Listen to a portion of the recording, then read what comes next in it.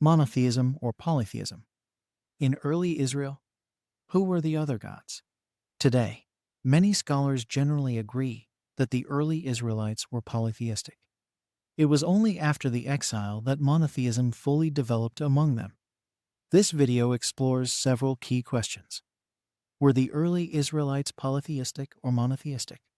Who are the other gods mentioned in the command? You shall not have other gods. Who are the sons of God, and are they part of a divine council? Many scholars argue that the early Israelites were polytheistic, suggesting that like the surrounding nations who worshipped multiple gods, they initially shared similar beliefs. Passages from the Bible are quoted to support this opinion. For example, Exodus 20 verse 3. You shall have no other gods before me. According to many scholars, this text is not considered genuinely monotheistic because it refers to the existence of other gods, suggesting a plurality of divine beings.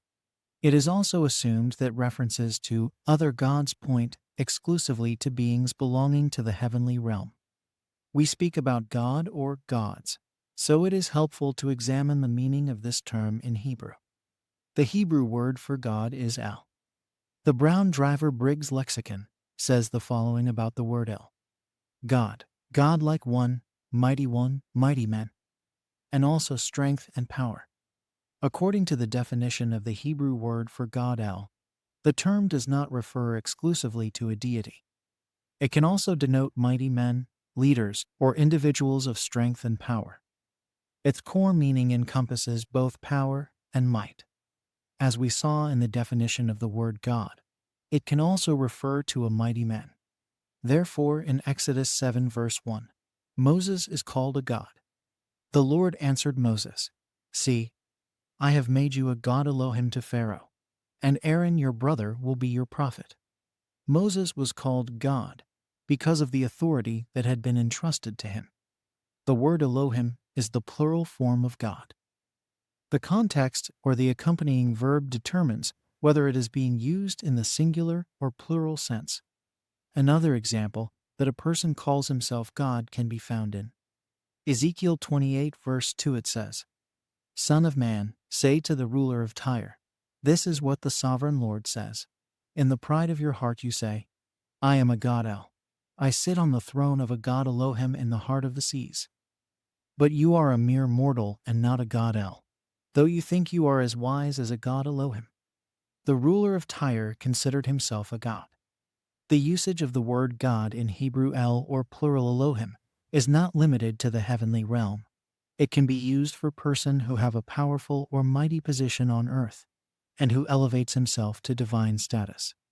Understanding how the word God is used helps to understand the meaning of Exodus 15 verse 11 where it says, Who is like you among the gods, Lord? Who is like you, majestic in holiness, awesome in praises, working wonders?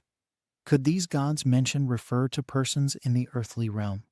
Exodus chapter 15 refers to time right after the exodus of the Israelites out of Egypt.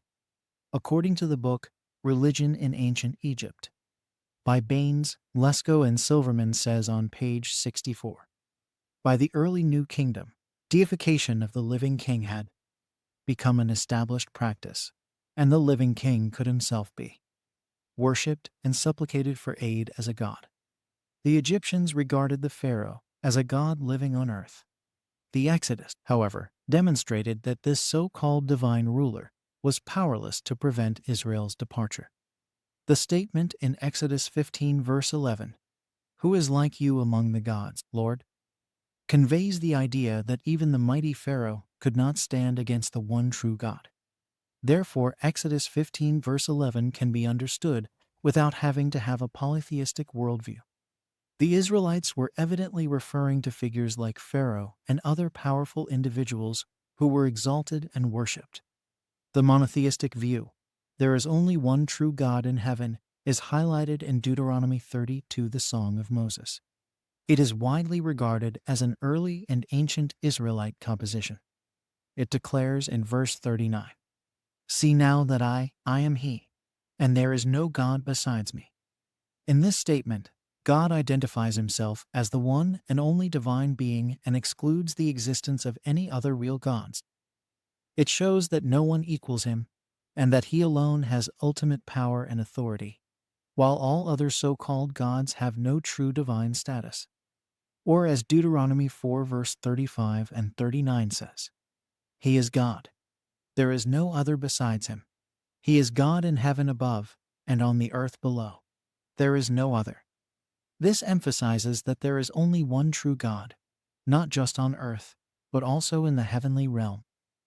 For the early Israelites, this meant that the God in heaven was the only real and supreme divine being. There was no other alongside him. For the early Israelites, there was only one true God, and he is residing in heaven.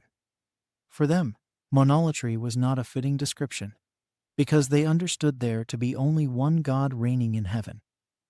The idea of a superior God among other gods in the heavenly realm was therefore inconceivable. The early Israelites understood there are gods who were worshipped, but these are persons that have strength or power like a king or pharaoh and resided in the earthly realm. Also, quotations taken from Psalm 96 and Psalm 97 do not refer to acceptance of gods residing in the heavenly realm. These psalms were written by Moses and referring back to Exodus and the 40-year wandering events. All the earthly gods should worship the only true God who resides in heaven. In Deuteronomy 10 verse 17, this point is emphasized when it says, "For Jehovah your God is the God of gods and the Lord of lords. But there are other gods that should not be worshipped. Created items like the sun or moon, animals are worshipped and declared as gods. The worship goes to the creation rather than the creator." Exodus chapter 20 verse 3 mentions these other type of gods. It says, "You shall have no other gods before me." And further in verse 4, "You shall not make for yourself an idol, or any likeness of what is in heaven above, or on the earth beneath, or in the water under the earth." These physical objects were understood by the Egyptians as manifestations or symbols of divine powers and worshipped. According to the book Religion in Ancient Egypt by Baines, Lesko and Silverman says on page 35, "The sun, perhaps the most obvious environmental element, was in many ways the most vital to life. It was the source of light, heat, and regeneration. Re was apparently the most common solar deity, especially in the earlier periods. The early Israelites were told not to create gods by worshiping physical objects. However, some point to the expression host of heaven, arguing that it refers to heavenly beings. They understand this phrase as a reference to celestial beings, as mentioned in Deuteronomy 4:19. "And beware lest you raise your eyes to heaven, and when you see the sun and the moon and the stars, all the host of heaven, you be drawn away and bow down to them and serve them, things that the Lord your God has allotted to all the peoples under the whole heaven." The Jewish Encyclopedia says about the host of heaven, "The host of heaven is mentioned as the recipient of idolatrous veneration. The express mention of sun, moon, and stars as forming the host of heaven in this connection leaves no doubt that astral bodies and their cult are referred to. This passage does not refer to heavenly deities or gods, but instead to astral bodies. There is no scriptural reason to understand that the host of heaven are heavenly deities. So far, we have seen that the Hebrew word God can refer to powerful or mighty individuals, as well as to people who were worshipped on earth, such as Pharaoh. In the same way, when people worship things in the world, those things can become idols or gods simply because they are worshipped, such as the sun. Anything that is the object of worship may be called a god, since the worshiper assigns it a power greater than their own and treats it with reverence. Another argument of polytheism is based on Deuteronomy chapter 32, because sons of God are mentioned.